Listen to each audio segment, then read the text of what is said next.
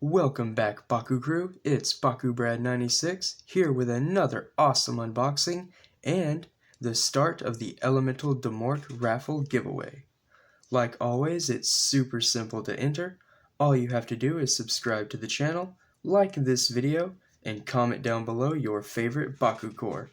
A winner will be randomly selected on March 6th via RNG, roughly a month from now, giving plenty of time for everyone to enter. Now on to the fun part of the video, or at least the main content. I do have an unboxing for everyone, and that being, as the title says, the Aurelus Sharktar Platinum Power-Up Pack. Very interesting Bakugan. Don't know how I feel about the new Aurelus paint scheme. It reminds me of a sweet potato. Henceforth, I will refer to this as Yam Shark. But that being aside, it does include two more Nanogun, being Aquis Sludgeum and Darkest Widow. So very interesting. You can get a little preview of them on the back. There is Widow and Sludgeum, and of course the Platinum Sharktar. Definitely the most thing exciting personally for me with this set is the all pink Darkest Widow. A very cool Nanogun. I can't wait to take a look at it. So I'm going to go ahead and move the Demorc, get this unboxed, and we'll see just how competitive these awesome new Bakugan and Nanogun are. Okay, I think we can all agree it is much quicker when I just cut forward rather than fighting the plastic on camera. So let's get straight to reviewing the set. Starting off with the gate card and working our way across. This set does include another Dragonoid gate. I do already have this one, but very quickly, 700 to Pyrus, minus 200 to Aquis, minus 200 to Ventus, 700 to Chaos, minus 200 to Aurelus, 700 to Darkest, and it does have the orange shield core symbol. It is a cool gate card, very nice artwork of Drago. It is unfortunate it's one that I already have. Now then, for the stats on our Yam Shark, or the Aurelus Sharktar. Looks like it's going to be a double orange shield core, B power of 400, 6 damage, and if it lands on an orange shield core, you do get to steal an bakucore from an opposing active Bakugan.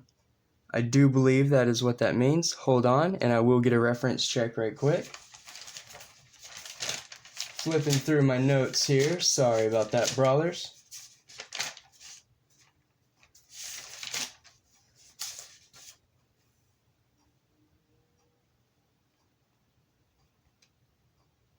Yes, so that is exactly what that does. That is the arrow, so when you land on an orange shield, you do get to steal a bakucore from the opposing Bakugan. That is a very strong ability.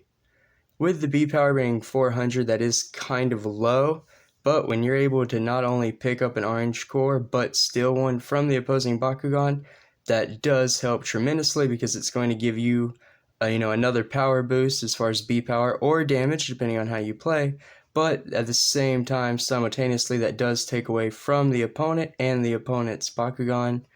Very helpful. So far, I've only reviewed Platinum Bakugan that either add or take away, so to have a Bakugan that finally does steal a core is really cool.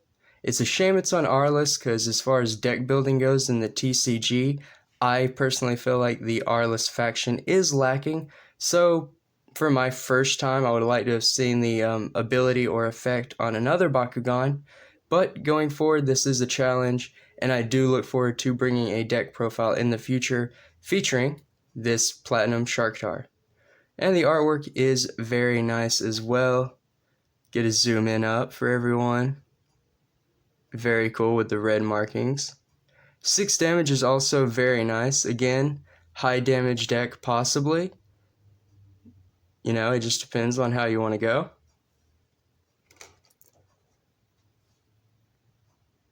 For the cores included, obviously double orange. There is a plus 300 B power and a minus 300 B power.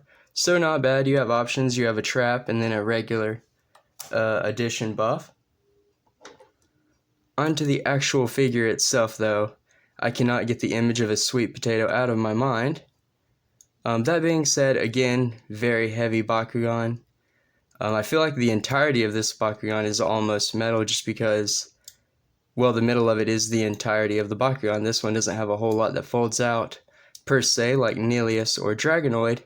So, Spin Master, or at least the design team, it feels like they kind of maybe added just a little more metal to this Bakugan, because this whole interior is that new Platinum True Metal. So, very nice. See if I can't zoom in here, get a little better detail for everyone. I do know the camera is not the best. There's the B power there. Very interesting that they switch the colors too. You have this weird, kind of a fiery burnt orange color, and then the light yellow. I wouldn't say it was a gold yellow, more of a sun ray yellow, possibly a dandelion. But very good, crisp paint lines. You know, that's something I do look for. I do have an attention to detail like that, I don't know why. But very good, and to close up, it is just like the Bakugan Rising core. You want to put that top fin down, tuck the head in, the arms or fins, and the tail just wraps around. And there we go, so Platinum Aurelus Sharktar, all closed up. A very firm Bakugan, very strong, stiff, holds together very nicely. All in all, very good. As a comparison though, I did bring out the old Aurelus Sharktar from Bakugan Rising just as a quick comparison.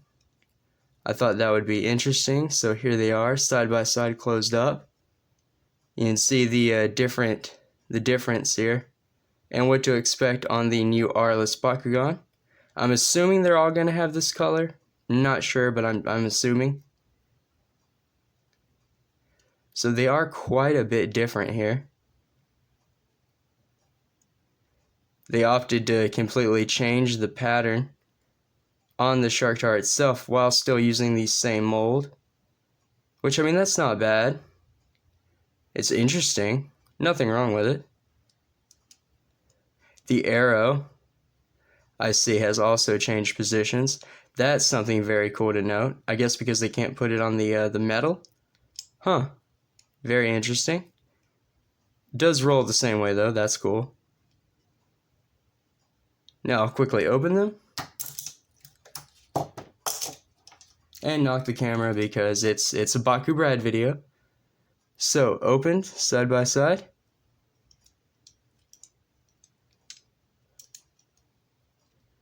Very interesting new colors. Still awesome though, because metal Bakugan. Now then, on to the Nanogun. So whichever one we flip first is the one we'll review first. I opened the packaging and they were all face down, so I didn't spoil. Starting off with, okay, so Darkest Nano Widow. Landing on an orange shield, plus 400 B power. Then if your Bakugan has an orange shield, helix, and green fist, you're going to get plus 1000 B power as well. So, very, very cool.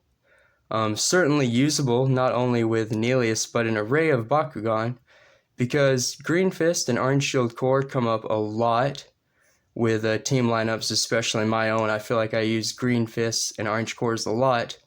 Helix is also very easy to use, even out of the Platinum Bakugan I already have. I could probably use Nano Widow. Very, very nice there. And like I said, an all pink Nanogun is just really cool.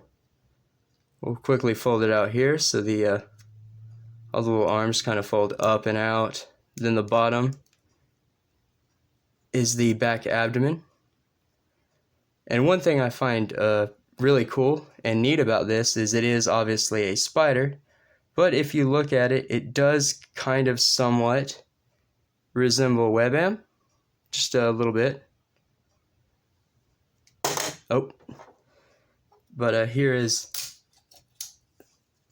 a WebM. I did pull the web out because, I mean, just come on, more spiders. Very awesome Nanogun here. Now then, on to the last.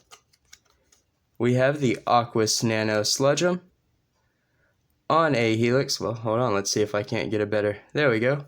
So, if your Bakugan's on a helix, you get to add a bakucore from the field to your active Bakugan. Or if your Bakugan is on a helix and a green fist, there's that arrow again. You get to steal a bakucore from an active opposing Bakugan.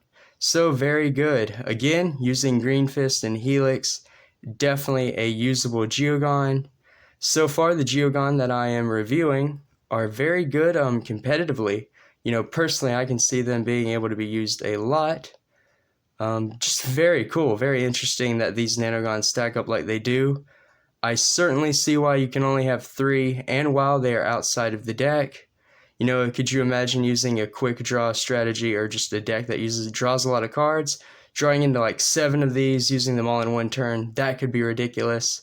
So it is really cool that the design team for the TCG and Spin Master did make the whole, and I do quote, extra deck thing to where they're outside of the deck but still playable.